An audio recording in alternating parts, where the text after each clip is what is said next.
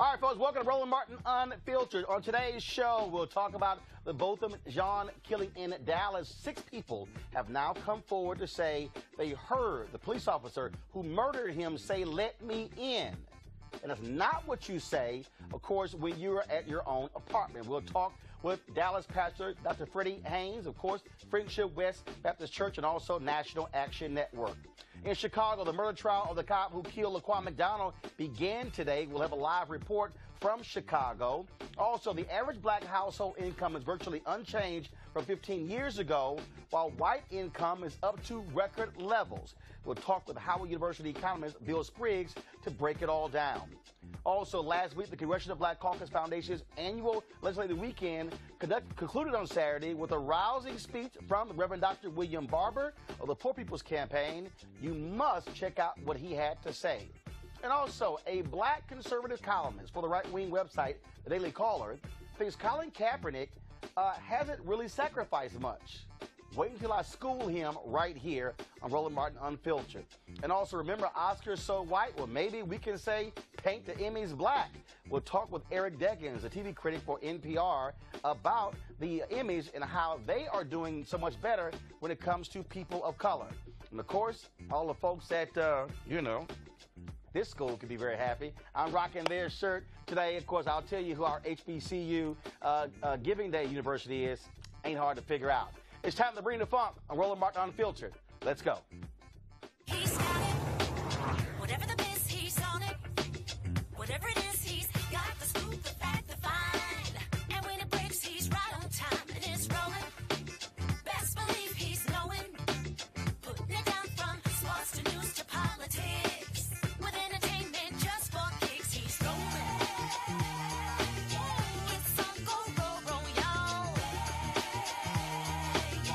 It's Roland Martin, yeah. Rolling with Roland now.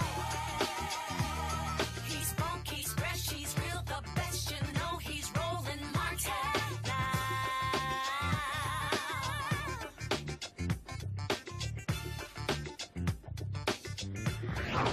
Martin. Folks, over the weekend in Dallas, protesters, they were at Cowboy Stadium in Arlington with coffins to bring attention to the death of Botham Jean. Of course, he is the man who was shot and killed by Amber Geiger in his own apartment. You see the video there. 9 protesters were arrested as a result. And so, again, they were carrying coffins for all the folks who were going to the game there where they played the New York Giants to show them that this story deserves to have national attention. Of course, Geiger has said that she entered the wrong apartment and opened the door. She said she ordered him to show his hands and then she fired. But as story has changed left and right, we now know, according to the family attorneys, that no less than 6 people have said they heard her say, "Let me in," while knocking on the door. That's what's going on there. Now, of course, also, Dallas Police Department, they've been nailed over the weekend when they released the evidence report of what was captured inside of the apartment of Geiger, the police officer, as well as Jean. Well, the problem is we don't know what was in her apartment, but they released what was in his apartment, which including a small amount of marijuana. Yeah, we know this game. We've seen it before.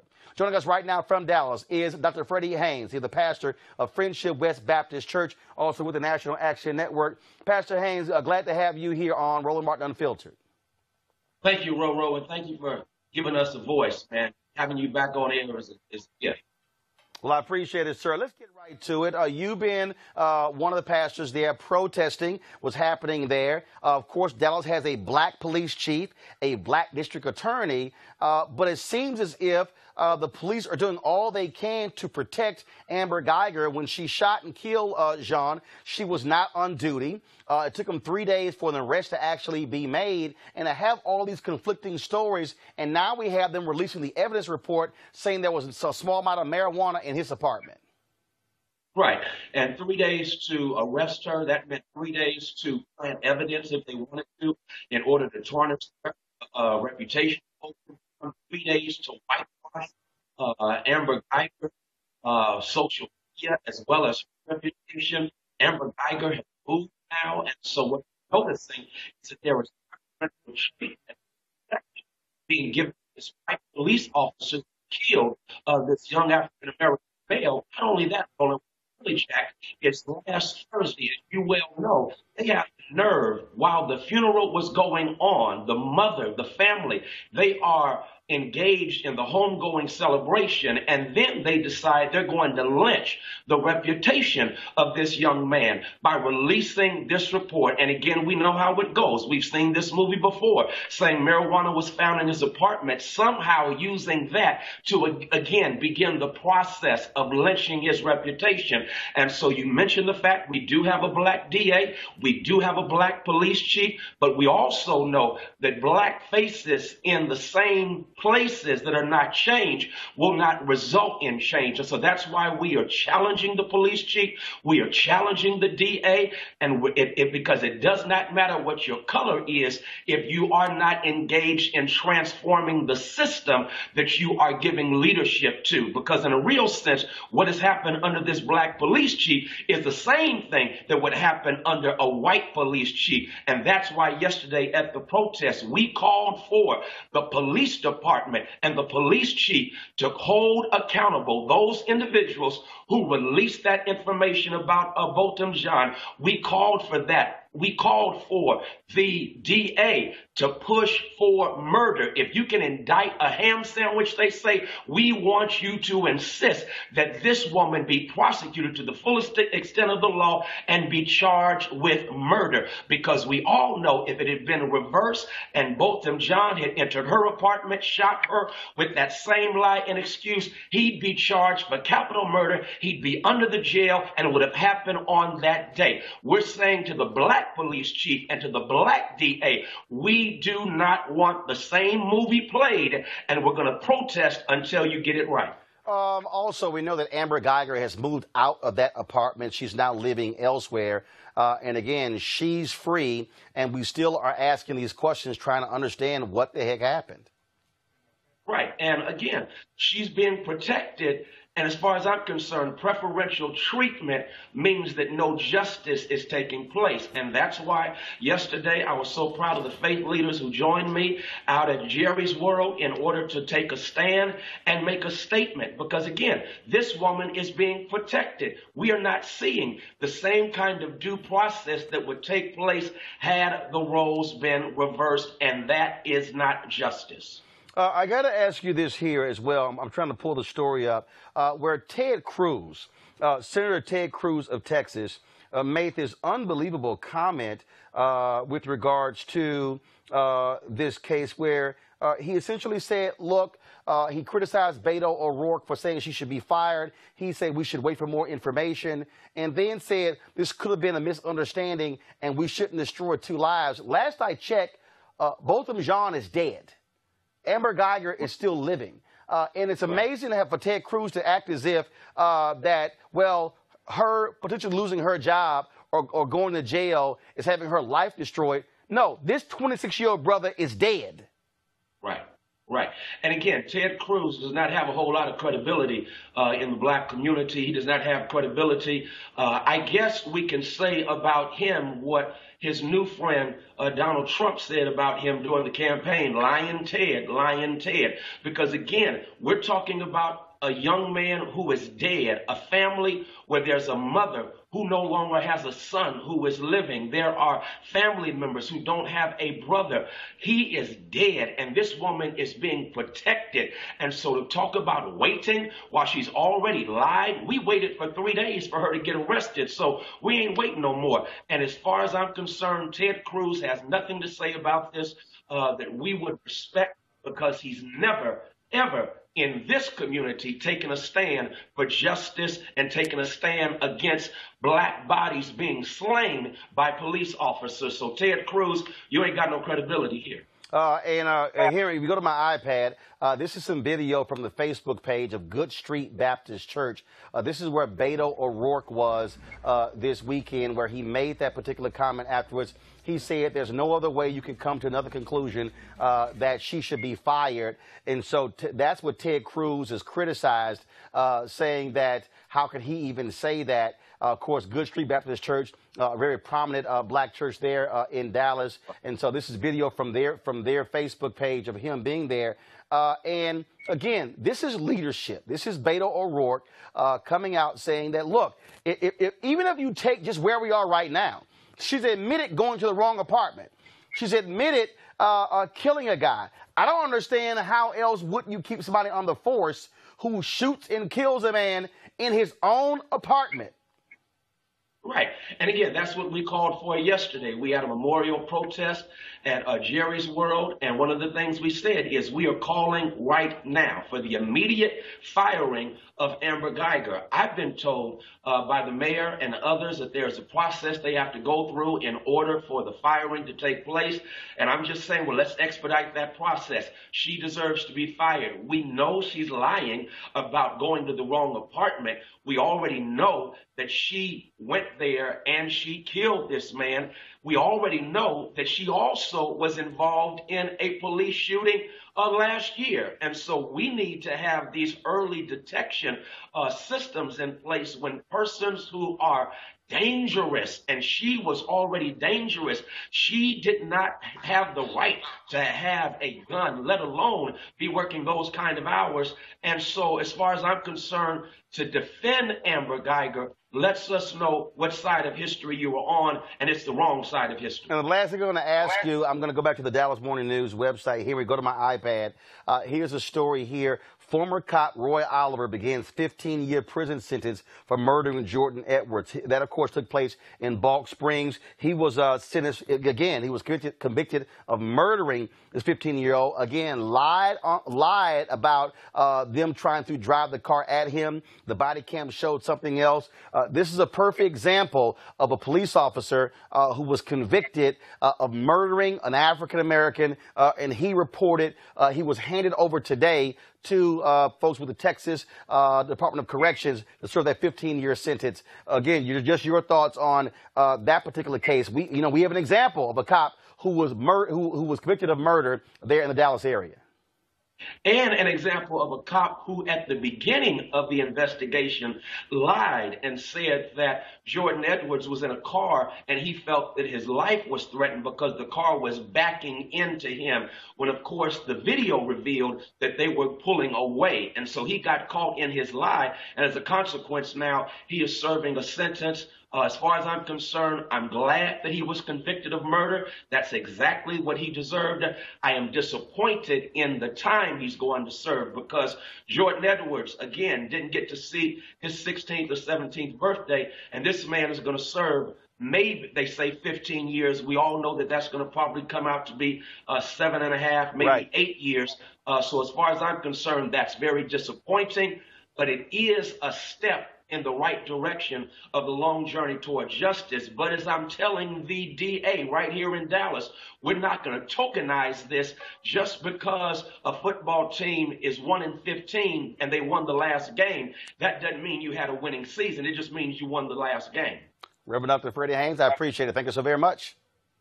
Thanks. Keep repping them HBCUs. I got you. Well, I'm sure the folks in St. Louis are real happy wearing a shirt today. Thanks a bunch. Well, all right. Of course, Freddie Haynes being my alpha brother. Let's turn to Chicago, folks, where the trial of Chicago police officer Jason Van Dyke started today. And again, actually day 7, but just some pre-trial motions taking place with the prosecution calling their first witnesses. You remember, it was 4 years ago, when Van Dyke shot and killed Laquan McDonald, shot him 16 times in just 6 seconds after Van Dyke exited the car. He lied, of course, by saying that Laquan McDonald was running away from them, when in fact we saw this video. And the only reason this video was released was because of massive protests against the city of Chicago. In the courtroom today, the special prosecutor, Joseph McMahon, played the police video of Laquan McDonald being shot for the jury. Now, just before, he listed all 16 shots that hit McDonald and told the jury that Van Dyke attempted to reload his gun when his partner stopped him and said, quote, "We got this." Joining me right now to talk about the case is Kathy Cheney. She's the Assistant Audience Engagement Editor for the Chicago Sun-Times. Kathy, this particular story, again, got lots of attention, led to Anita Alvarez losing her job as Cook County State's prosecutor because of their failure to go after Van Dyke, and the citizens had to fight to get that dash cam video released. Kathy, can you hear me? I can't hear you if you're saying something. Kathy, can you hear me now? All right. So again, we saw Anita Alvarez lose her job over this. We also saw what taking place in terms of Kim Foxx winning. And so what we have here is now this trial is going forward because of the public pressure put on by citizens. Absolutely. And the demonstrators couldn't be more proud that they have gotten Anita Alvarez out. Kim Foxx is in. So they've been waiting on this day to come. But now that it's here, they're cautiously optimistic that, justice will be served. You've got to look at the makeup of the jury, which there's only one African American. There are, I believe, 2 or 3 Hispanics. And one of those Hispanics, she's an applicant to be a CPD officer. I think you have 1 Asian and the rest are white. So cautiously optimistic that the jury will do what they want them to do, which is to convict Van Dyke. Well, and again, so you have the prosecutors going after Van Dyke here. And first of all, are they going after him for murder or is it manslaughter?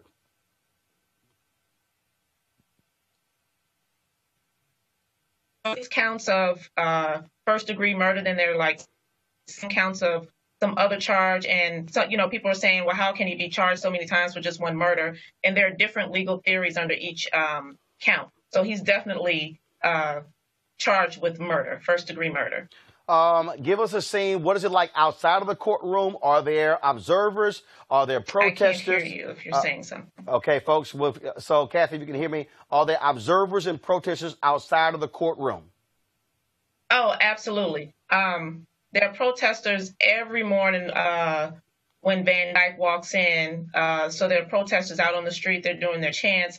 There are some that have been authorized to go into the courtroom. Of course, you have to, maintain the decorum of the courtroom rules, but there are observers and protesters that are inside and outside. All right, then. And so, Kathy, we certainly appreciate that. We'll be watching this case as it twists and turns every single day. So we appreciate it. Thanks a bunch. Thank you. All right.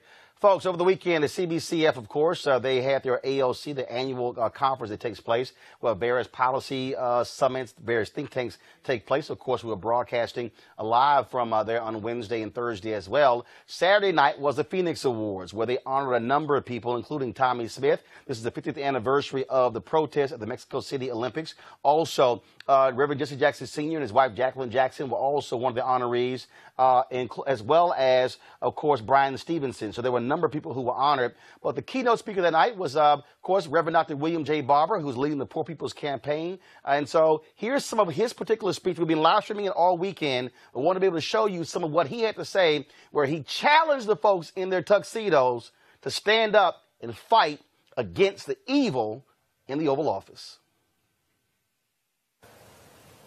I want to talk for a moment about knowing who we are in times like these. And there is a text, since I'm a preacher, and I hope you don't mind if I lift one verse. It's in Hebrews chapter 10, verse 39. It says, "We do not belong to those who shrink back unto destruction, but we are among those who have faith and who work for the perseverance of the soul." We do not belong to those who shrink back. I come tonight to this Congressional Black Caucus because I know a little something, Brother Rowland, about this caucus and the strivings. I know about Hiram rebels before there ever was a caucus out of Mississippi who replaced that terrorist, treasonous terrorist, Jefferson Davis, the former president of the Confederacy. I know about George White from North Carolina, who gave the last speech of the last congressperson elected during Reconstruction in 1902, and he gave that Phoenix speech and said, like the Phoenix, we will rise from the ashes again. But I also know that the founders of the Congressional Caucus, they said in 71, it started out as a Democratic Select Committee. But in 71, they said that the caucus was not born to promote a party, but to be the conscience of the Congress, and to ever remind Republicans and Democrats of the need to strive for a more perfect union. You know who they were, don't you? Shirley Chisholm was the single woman in that midst, but oh, she was powerful. And Clay and Collins and Diggs and Hawkins and Metcalf and Conyers and Mitchell and Nix and Stokes and Rangel and Dellums and Fontroy.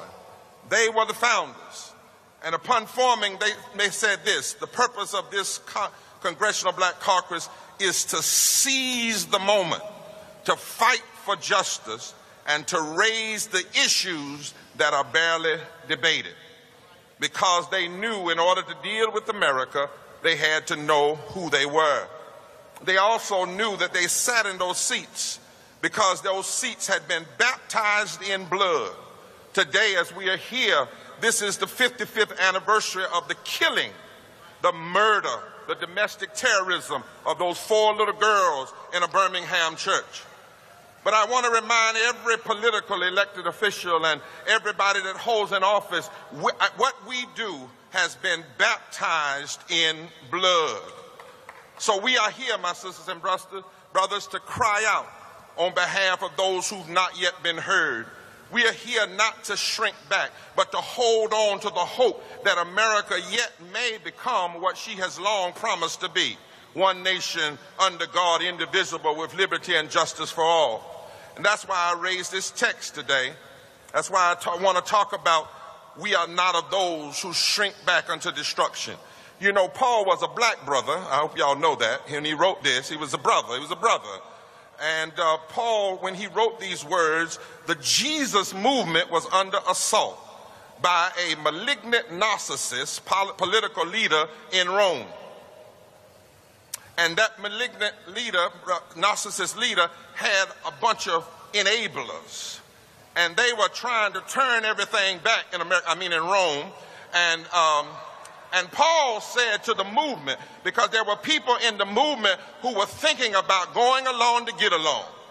And Paul said, we are not of those who shrink back unto destruction, but we are those who persevere unto the salvation of the soul. In other words, you better know who you are when somebody is assaulting everything you believe in. The truth of the matter is, properly defining yourself and who you are is a critical philosophical theological discipline that has penetrating and practical implication, particularly when one is under crisis. When you're under threat, the most important thing is not what your enemy does, but do you know who you are and whose you are and why you're really being threatened. Knowing who you are is critical to your sanity and your ability to sustain a fight back when you are facing what Paul Tillich called the very threat of non-being and non-existence. Now, to be sure, my brothers and sisters, we've always had to fight to maintain a proper sense of self because America has always struggled with who she is. America, this American project, has always had a kind of split personality, at times political and social schizophrenia, a great gulf between what America says she dreams to be and what she is in reality. That's why even in her great hymns, one of them says, America, America, God mend thine every flaw. Even the hymn writer knew that America can be schizophrenic at times. Dr. King once critiqued this nation and said, let us be dissatisfied until America will no longer have a high blood pressure of creeds and an anemia of deeds. And then it wasn't it Langston Hughes that said, America has never been America to me, but I swear this oath that America will be. In America, there has been progress, but this has only come when those who knew who they were and who America should be dared to challenge this country and not to give up on her possibility.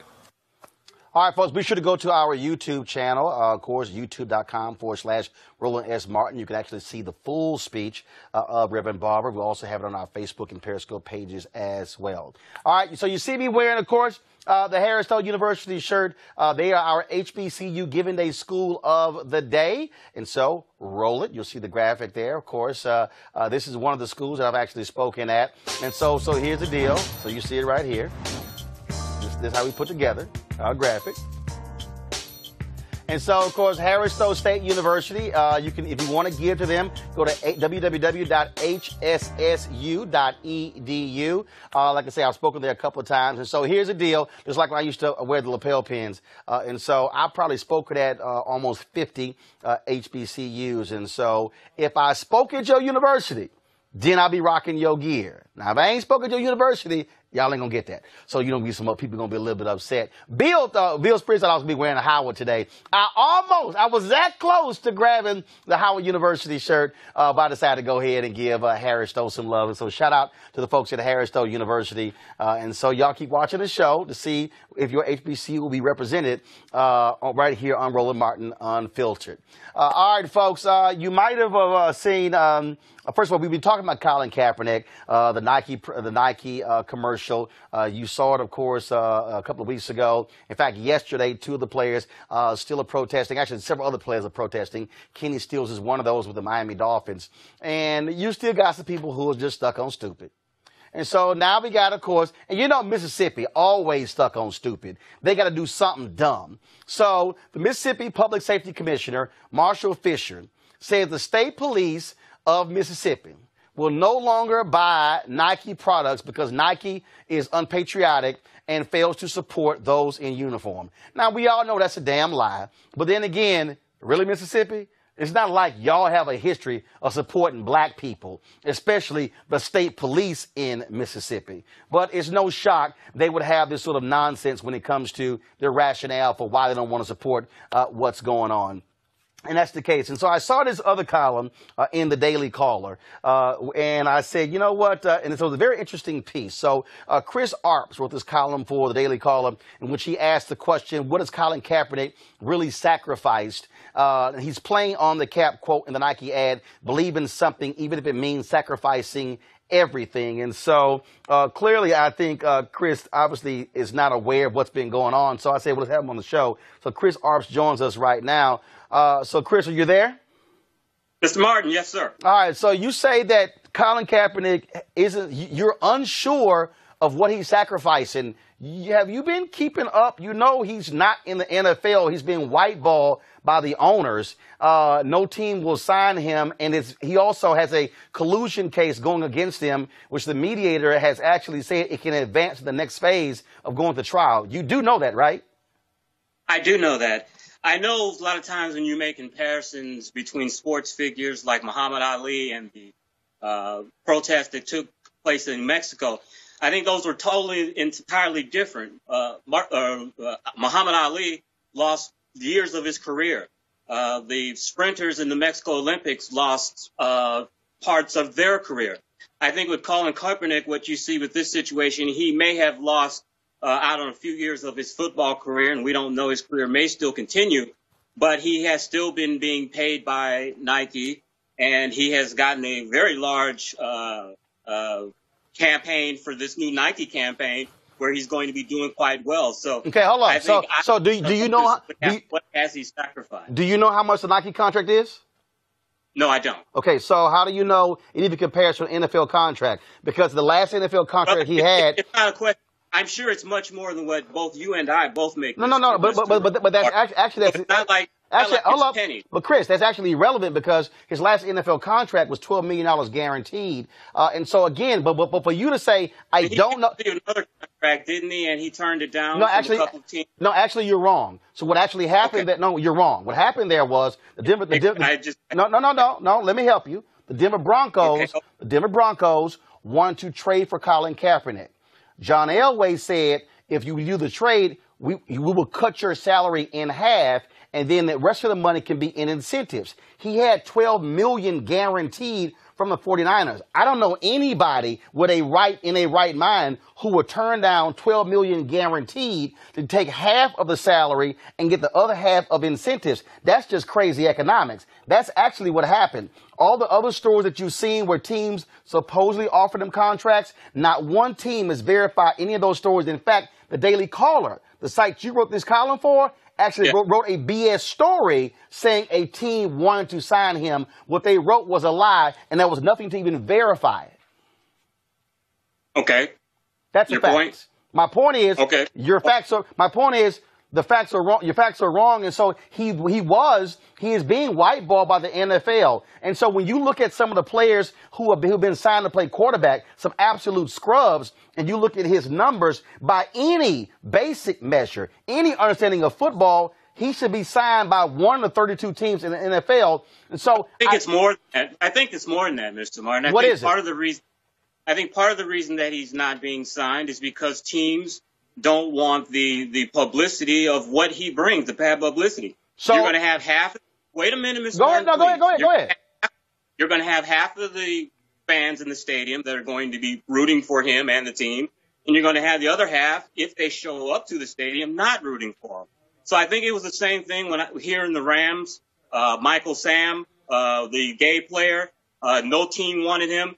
Part of it was because he wasn't good enough to be in the NFL. But a lot of it, the team didn't want the distraction that it brought. I think that's legit. So do you believe it's okay for NFL teams to sign rapists and wife beaters and folks who have actually been tried for murder or who have actually been involved in felony cases? Like, for instance, the Seattle Seahawks, the Cleveland Browns cut a player who pled guilty to insider trading, who is facing 25 years in prison, but they signed him to a contract. The Seattle Seahawks did. So are you saying... My overall point, Mr. Martin, is that these are NFL teams that are owned by private owners, and that if they decide that they want to hire a player or not hire a player, that's their prerogative. Do you believe that an NFL team should hire somebody who has raped somebody or who has sexually assaulted or beaten a woman? Do you believe that it is okay for a team to hire them over Colin Kaepernick, who is protesting police brutality? I think if that team wants to hire that particular player, that's not my business. No. I'm asking you your opinion because according to Chris, on a team. The part of my piece was talking about where I felt that I don't have a problem with him protesting per se. What my problem is, I don't want to see it on my national TV while I'm paying tickets to go to a stadium to watch it. I'm sorry, Chris. Do it on your own time. Chris, he actually is. There's not a job in America where I could stand up in the middle of the cafeteria or outside my employer and start protesting, especially when I'm on my employer's time. Chris, here's the reality. Chris, you're wrong. Okay, first of all, let's just be honest. Most networks, Chris, let me help you out. First of all, when you say watching on television, most networks don't even show the national anthem. They don't even show it. So you don't even see somebody. That's not what I'm talking about, Martin. No, Chris, you said Chris, let me walk you back. You said, I don't want to see that on my television. Okay, well, like, for instance, ESPN. I don't want to see the kneeling on my television. So you got a problem with him kneeling. So if he was sitting, is that okay?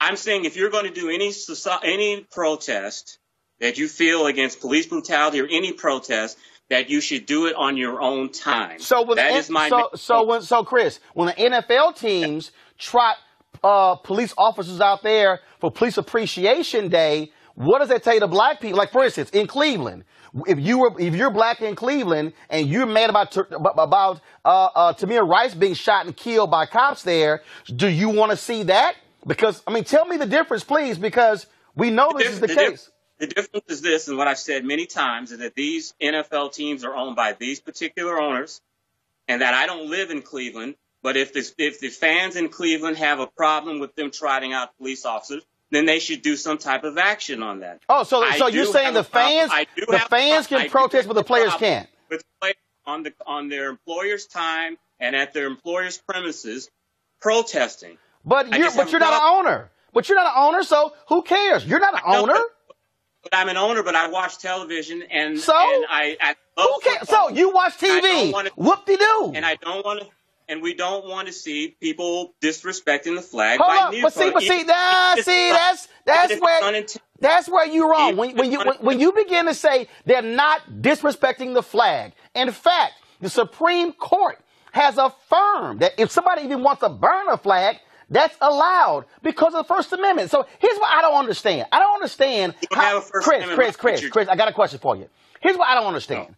I don't understand how conservatives love to go, the Constitution, the Founding Fathers, the Constitution, when the First Amendment, not the Second, or the Third, or the Fourth, or the 48th, but the First allows for protest. So you're mad that an American is exercising the right as an American to protest? Really? Martin, a few years ago, I used to be a supervisor at United Parcel Service around when the Malcolm X movie came out. And when I was a supervisor, if an employee didn't show up, I would have to work. So I'd either put on a brown UPS shirt or I would put on a T-shirt. Well, I put on a Malcolm X T-shirt with a big giant X on the front of it. And after about 45 minutes, management called me into the office and said, "You cannot wear that T-shirt anymore. We don't want that." I complied because I was on my job and I was on their time. Hold on, wait, hold on. Hold up. Was there a rule? Was there a rule at your company that said you cannot wear that shirt? It's not that particular shirt, Mr. Martin, but it said if you wore anything offensive that they considered offensive or it caused some type of controversy, you couldn't wear it. Okay, hold up. So stay right there. Is there a rule anywhere in the NFL manual that says a player cannot take a knee during the national anthem? No, there is not a rule. So, hold up. So let me get this straight. In your example, you wore a shirt that was against the rules of your workplace, and you complied because you were violating the rules, correct? I was violating the rules because that was the business atmosphere. No. You said that was. No, hold on, wait. Chris, let's follow this. Hold on, Chris. I want to establish a base of facts. You said that was a rule. You couldn't wear the shirt, right? Is this the opening here where you feel that you've got me? Just continue. No, Chris. Chris, I want to establish that you and I are on the same page. That was a rule at your workplace saying if you had a shirt deemed offensive, you couldn't wear it, correct? Yeah. But over here, with a rule. There is no rule that says a player can't take a knee. In fact, if you remember, Chris, he was actually sitting down on the bench. It was a veteran, a former SEAL, Nate Boyer, who said, "That's actually disrespectful. I prefer you should take a knee." And in fact, Boyer stood behind Colin Kaepernick with his hand on his shoulder while he kneeled. Somebody who was a veteran who said, "That's more respectful." So you're saying that if that was a rule, then you abide by it. There's no rule, so how is Colin Kaepernick in the wrong? Yes, but Mr. Martin, they suggest everyone knows that if you're kneeling during the flag or whatever, that's going to upset people. Well, hold on, wait a minute. He sat on the bench and nobody even knew. He sat on the bench. They came up with a rule. The rule really doesn't matter if it was made before or retroactive. Actually, hold up. Chris, you're wrong again. The rule has been suspended because they couldn't agree with the players' union. Right now, there is no rule. Did you also know that prior to 2009, all the military stuff and the anthem, that wasn't even part of it, that the military paid the NFL for patriotism? I've heard that talking point. That's really relevant to our It's not a talking point. It's an undeniable fact. A private business, and you cannot protest whether there's a rule that was private before or after. If your private employer says, "I don't want you to do this," you can't. You're on your employer's time. But you're actually wrong because there's a thing called the NFL and the NFL Players Association. There's a thing called collective bargaining. And so if you have not negotiated that, there is no rule that says a player cannot protest. None. Yes, and 99% of the players are following that because they know what the Okay. This is real simple, Chris. When Yes, you break it down. when you say he hasn't sacrificed anything, that's a lie. He's being whiteballed by the NFL. He has been denied an opportunity to play in the NFL. And I would think conservatives and libertarians will find that to be offensive as opposed to saying, well, this is wrong. Final comment. No, what I find offensive and what other conservatives find offensive is that we turn into the NFL on Sunday to get away from politics, from a divided nation, and thrown in front of our faces is a protest that many feel disrespects the flag. I don't have a problem with him protesting. I don't have a problem with him doing what he's doing. My point is what I've said many times is just do it on your own time. So since my last comment, since you say we turn to the NFL just to watch them play, well, I guess we shouldn't have Breast Cancer Awareness Month in October or we see pink all over the place. In fact, if we follow that case, then we shouldn't see any politicians walking on the field or sitting in the owner's box, should we? Who is going to get offended by pink Breast Cancer Month or what you're talking about? Wait a minute. Hold up. But you said, no. You said, I turn the game on to watch football. I don't want to see any statements. I don't want to see any stuff along those lines. So what does having pink flags and pink cleats got to do with football? I don't want to see any political statements that can be deemed offensive. Oh, gotcha. So that you get to decide. That you get to decide, right? No, the NFL players, the NFL owners decide. They don't want protests on their stadium. So we shouldn't see. We shouldn't have any politicians on the field tossing a coin or sitting in the owner's box, right? What's the relevancy to that? Well, guess what? If Donald Trump is sitting in the box of an owner and I didn't vote for him, I don't want to see him on TV because I want to watch the game. I want to see the action. If Chris Christie is sitting in Jerry Jones' box, I don't want to see him. I want to watch the game. See, the difference is this, Mr. Martin. When it comes to Donald Trump, you have people that love him and you have people that don't love him. And more Americans did vote against him than voted for him. I think that the American flag is a universally respected and loved thing in this country. Well, actually, and I think that's far different than a politician who can and cannot be liked. Well, I'll tell you this here. Every police officer who has brutalized somebody black or brutalized somebody has that flag on their patch. You might want to go look at the hashtag Veterans for Kaepernick. What the relevancy is? What's the relevancy? What the relevancy is, they are beating somebody on the color of that flag. And so remember, you mentioned Tommy Smith and John Carlos. I heard the same thing said in 1968. You shouldn't protest. How dare you? It's all about the flag. When did you hear Okay. I was born in 1966. When did you hear that? Chris. Well, here's the deal. You now know. When did you hear? Were you alive in 1968? Actually, I was born I was born November 14, 1968, and actually, I just saw Tommy Smith on Saturday at the CBC dinner, and I also interviewed John. One second, and I've also interviewed John Carlos as well. Have you talked to Tommy Smith and John Carlos? You just sounded like you were there. And have you talked to Tommy? Well, hell, I wasn't there for the American Revolution, but I damn sure read about it in the book.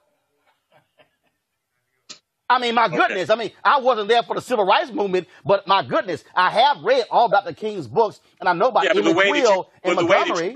You didn't present it like that. I'm sorry. You're right. Okay. I'm sorry. Well, excuse me, because I actually read a book. And you comprehended everything, the history back then at 2 years old. So I know you're a brilliant man. I thought you were even that brilliant. Okay, but I'm just saying, but I've actually read a book. Chris, I appreciate it, but Colin Kaepernick he is sacrificing, and he's continuing to sacrificing, and I'm glad that he's putting it on Front Street because it matters. Chris, thanks a lot. We appreciate it.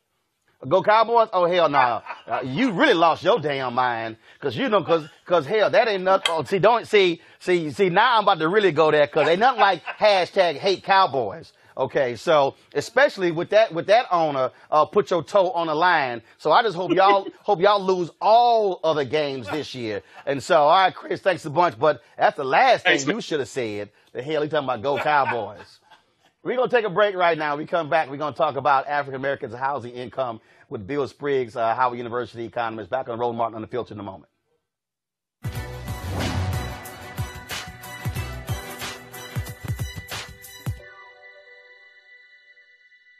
Everything that is was once imagined. poet Ted Jones. I got it.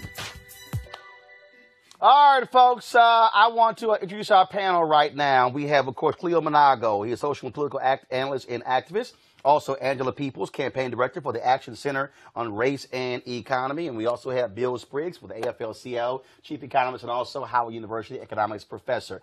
There were a lot of headlines last week about record median, that is average household incomes. Of course, the headlines use words like record and rises again.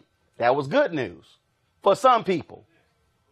But when you break it down to whites and blacks, there's a different story. And for African Americans, the picture is very bleak. 2002, white household income was $64,084. Black average household income was $39,661.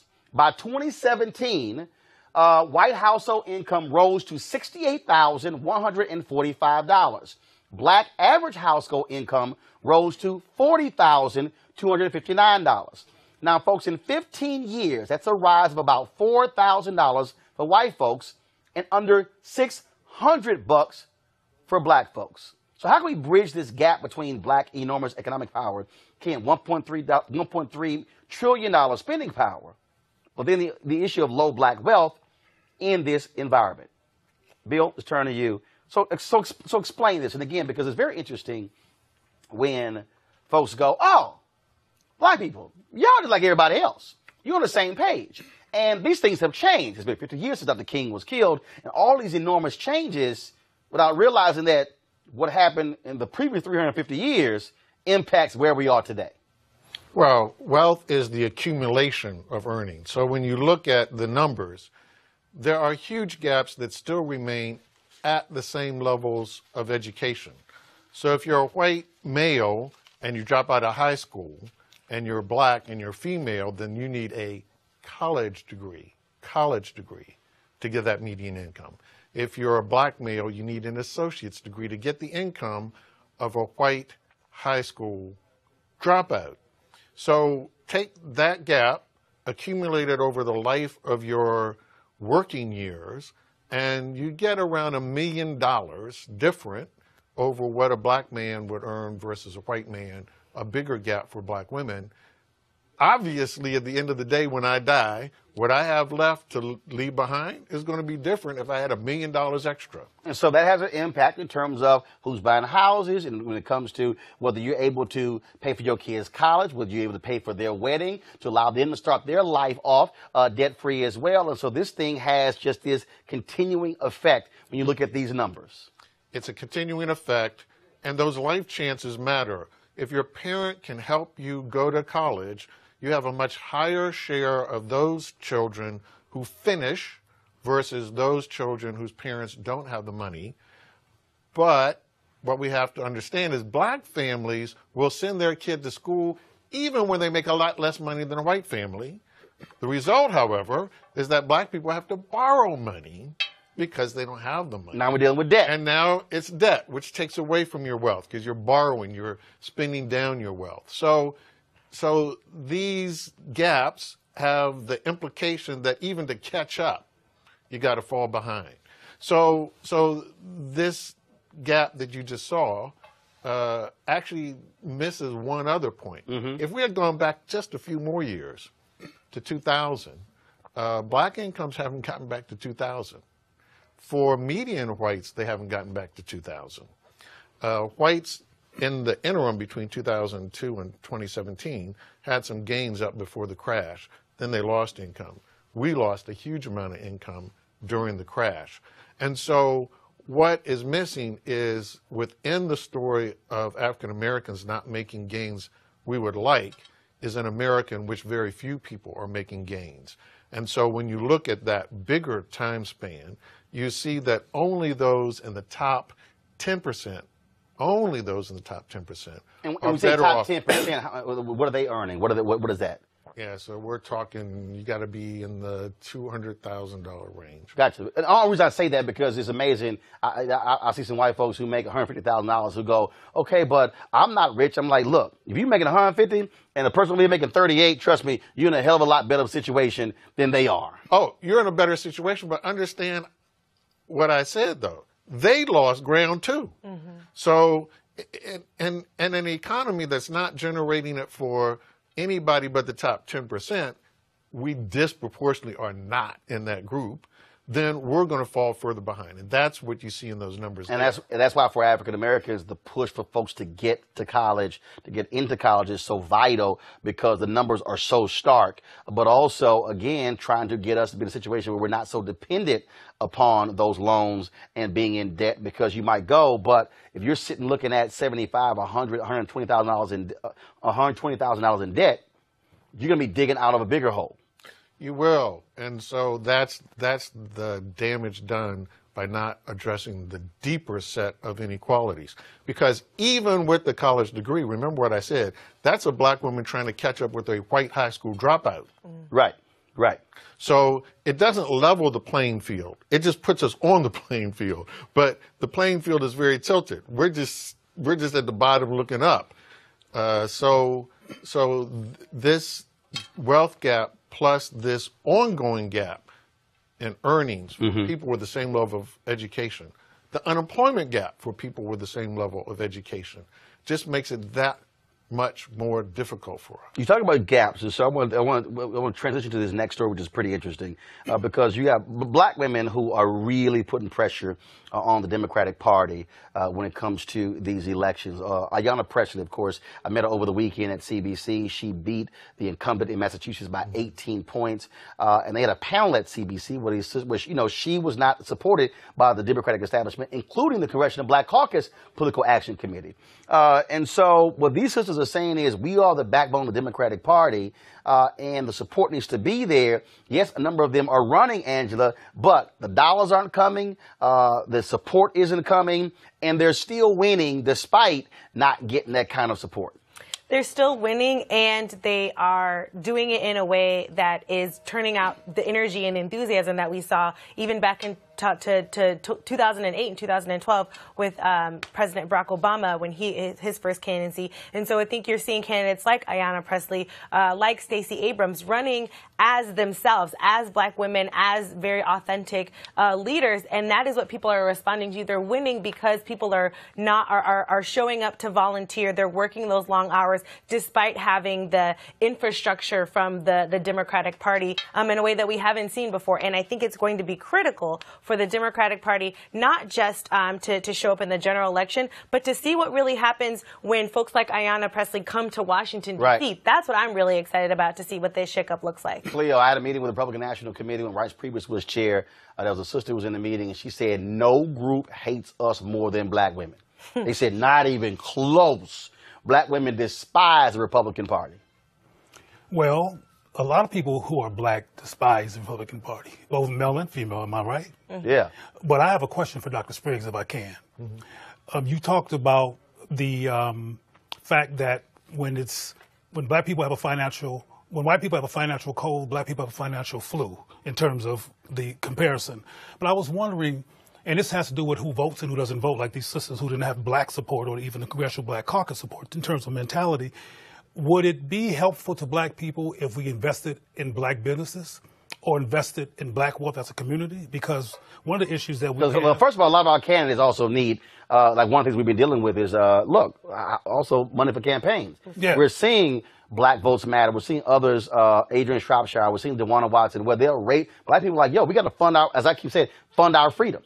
Right. So getting back to my question and also recommendation to the listening audience is that we have these concerns economically, but the dollar comes to our community once and goes to other communities 3 and 4 and 5 up to 30 and 40 times. Is that relevant to this issue of poverty and rich in wealth? No, it's not. It is a way we might address some gaps, but understand the size of the gap. If you took the 400 richest white people in this country, they have more wealth than the entire black population, plus half the Latinos.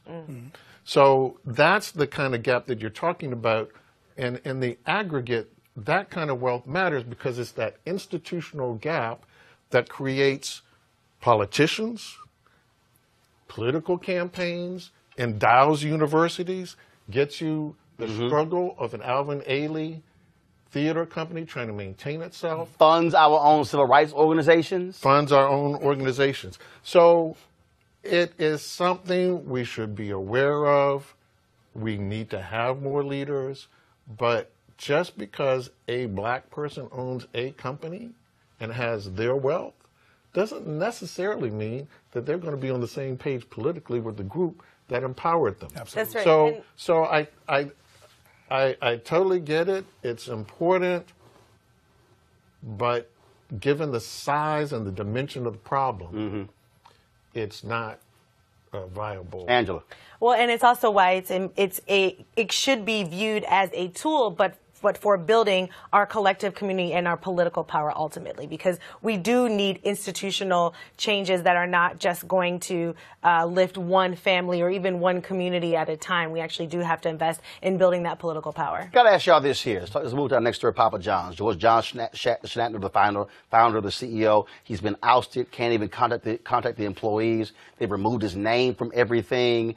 They're going through a total company makeover. So they've hired Botham St. John. Of course, she's a sister who now works for Endeavor, chief marketing officer, to go through this whole corporate rebrand, if you will. And they say they're making substantive changes. A lot of black folks have made it clear they ain't buying your pizza. Some people say the pizza's not good. Others say, no, I'm just saying, no, but other people say it's because of his position when it came to the Affordable Care Act, also him using the N-word, and that sort of deal.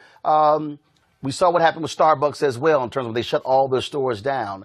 Do you believe, and Cleo, I'll start with you, that companies can successfully drive a discussion about corporate responsibility and erasing, trying their best to move beyond a person who makes a sort of comment, or just like Waffle House and the issues they actually have as well? Can they do that? And what does it look like? Well, what does it look like? Well, that's a whole conversation. But to get to your question first, in terms of whether they can do it or not, realistically, I don't think they can. I think they can rebrand themselves and re-seduce people into paying attention to their product. But the bottom line is that Papa John is a white supremacist racist. And when people go to there to get pizza from there, they're going to get, I mean, even though his name is over all that, that's a public, that's public. That's for the public, so people can feel like he's not involved. But he still has stock. He still has ownership. He still makes money off of Papa John. But we're seeing this, Angela, though. I think historically, when I look at Texaco, you think about Denny's. Yep. When you think about even the issue that American Airlines had with Tamika Mallory. When you think, so you have a number of examples of corporations have had issues dealing with race.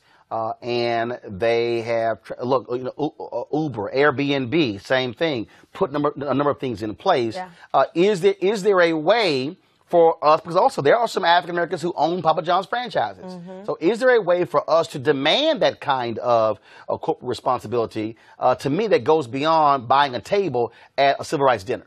I think that's absolutely what you're seeing is that this push for corporate responsibility is being driven by people, is being driven by activism. We're seeing a lot of it happen online, on social media, on Twitter. There is often, a lot of after the issue happened at Starbucks in Philadelphia, there was a huge push online, and that's really what I think sparked that change. So I don't think that corporations are leading. I think that corporations are doing what they do. They're following right along with their profit models and seeing that, frankly, racism and bigotry is not profitable. And it reminds me of what your guest said earlier, thinking about wanting to just turn on the TV and not have to be engaged with politics. Politics is everywhere. It has been that way. I know a lot of people say this new moment in our culture because of who's the president. I think that's not the case. It's always been this way. Yep. And particularly for people who are black, are queer, are trans, have been minorities, we wear our politics on our sleeves and also in our pocketbooks.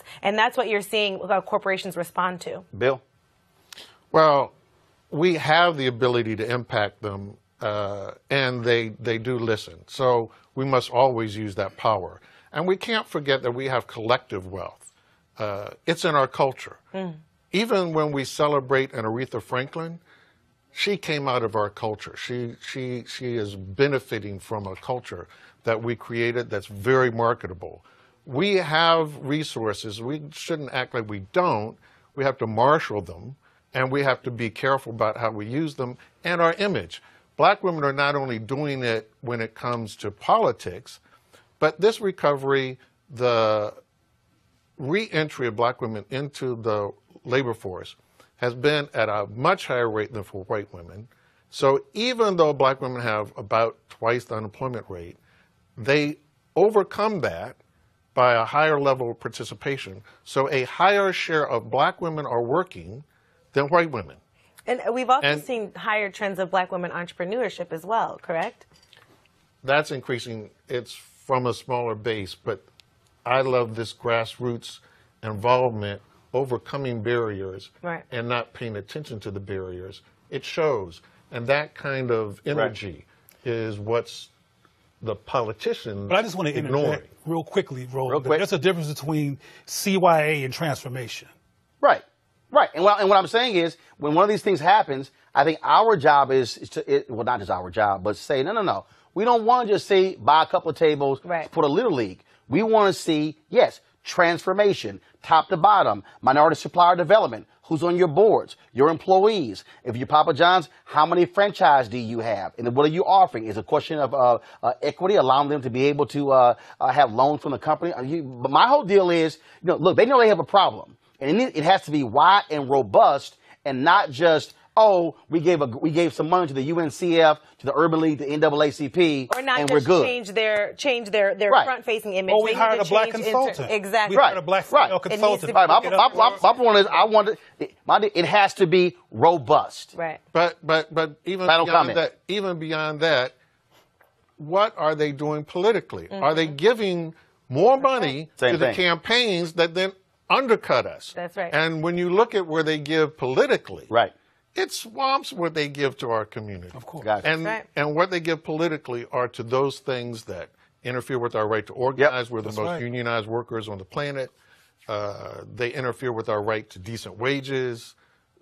Right. So, again, that's where we look at this thing in a much broader way. And while we're saying no, there are a certain number of things you have to do. We're going to keep that pressure on you until you do those things. And so we'll see what happens with Papa John's. All right, folks, the Emmys taking place tonight on prime time. And when they had the Creative Arts Emmys, a whole bunch of black folks got Emmys. In fact, in all of the guest categories, all African Americans won in those for the first time. Eric Deggans, the television critic for National Public Radio, he's been gearing up all weekend to watch the Emmys. And Eric, what is interesting about the Emmys, we saw, of course, the Oscar So White campaign and so much attention with that. But African Americans have really gotten the level of attention and respect, but also jobs when it comes to television. I told a joke. I played the George Lopez golf tournament for the last 5 or 6 years. And the first 3 or 4 years, it was all kind of black folks in Hollywood who were playing golf. The last couple of years, I'm like, where everybody go? And I went, oh, hell, they working. Literally, it was like, they were like, say, man, I'm on set. I'm here. Because after Scandal and How to Get Away with Murder, all of a sudden, they start replacing white folks in pilots with black people.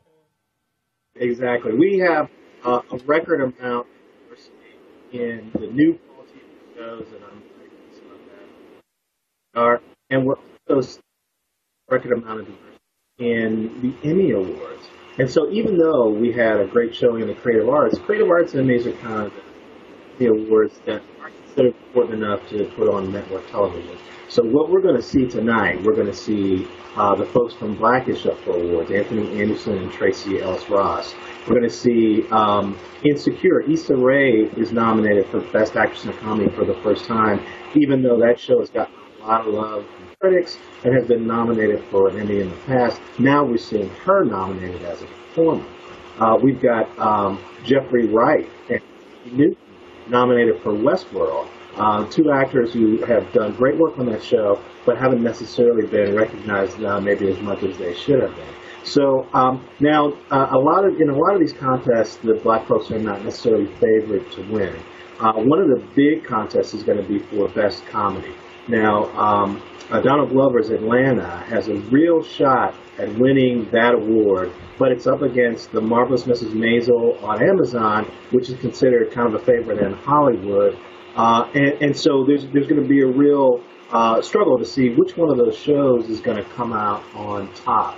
And because Donald Glover did so well last year, he made history winning awards for directing comedy, and also as a performer for Atlanta. I'm wondering if the Emmy Academy has already been honored, and maybe it's time to move on to Maisel. Well, and I think, Eric, the bottom line is this here: when you look at so many different networks, and look, now whether some people like it or they don't. Nielsen released their study last week on the black consumer. African Americans watch TV more than anybody else, 52 hours a week. And we're watching a significant amount of television streaming as well. And so the bottom line is we drive viewership with a lot of these different shows, and plus how we operate with social media. Those of us who live tweeted Scandal, some of these other different shows, you look at Power as well. And so these networks are understanding, hey, if we want to see hit shows, we better see black people. Yeah, and black folks also are an ethnic group where we tend to watch shows where we are featured. And other ethnic groups don't always do that. I think that's one reason why Hispanics are underrepresented in television, because of the differences in language and culture that are in Latino culture. If you're from Guatemala, you may not feel as bonded to somebody who's from Cuba or from Puerto Rico. They don't necessarily flock to a show that's featuring one kind of Latino ethnicity. Whereas if we see black folks in the show, we're probably going to show up and watch it, particularly if it's a star that's really popular in the black community. And that is a really powerful lever, because we're at this point where viewership for network television is going down every year. More and more people are watching streaming, they're watching Netflix, they're watching cable. And so the networks really have to focus on the people who love broadcast television. And as you pointed out, that's black folks. And so there's a little more catering to us. Now, also what we're seeing in the areas of quality television, we look at high-end cable shows and streaming shows, we're seeing that creatively there's a lot of room to give black creators a chance to express themselves. So we're seeing shows like Dear White People. We're seeing Atlanta.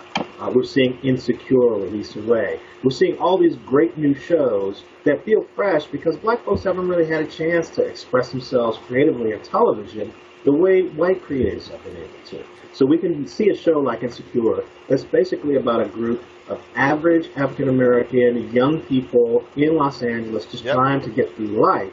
You see that and you don't think, well, I saw that in Friends, or I saw that on some sitcom. Oh, hell no. You ain't seen black folks in Friends. Yeah, you haven't really seen that, exactly, because they didn't have black folks on Friends.